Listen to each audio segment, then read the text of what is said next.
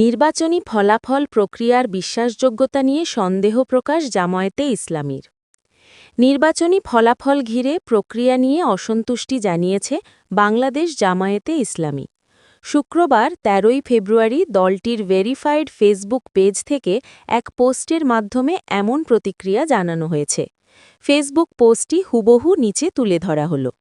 প্রিয় দেশবাসী, দিনভর এতটা ইতিবাচক ও শান্তিপূর্ণ পরিবেশে বিপুল সংখ্যায় আপনাদের ভোটাধিকার প্রয়োগের জন্য আমরা আন্তরিক কৃতজ্ঞতা প্রকাশ করছি।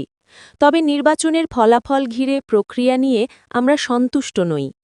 ১১ দলীয় জোটের প্রার্থীদের বিভিন্ন আসনে অল্প ব্যবধানে এবং সন্দেহজনকভাবে পরাজয়, বেসরকারি ফল ঘোষণায় বারবার অসামঞ্জস্য ও কারসাজি, ভোটার উপস্থিতির হার প্রকাশে নির্বাচন কমিশনের অনীহা এবং প্রশাসনের একটি অংশের বড় একটি দলের প্রতি ঝুঁকে পড়ার ইঙ্গিত, এসব কিছুই নিঃসন্দেহে ফলাফল প্রক্রিয়ার বিশ্বাসযোগ্যতা নিয়ে গুরুতর প্রশ্ন তোলে।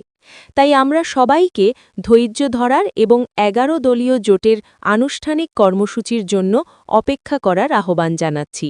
একটি মানবিক বাংলাদেশ গড়ার লক্ষ্যে আমাদের ন্যায় বিচারের সংগ্রাম অব্যাহত থাকবে, ইনশাআল্লাহ।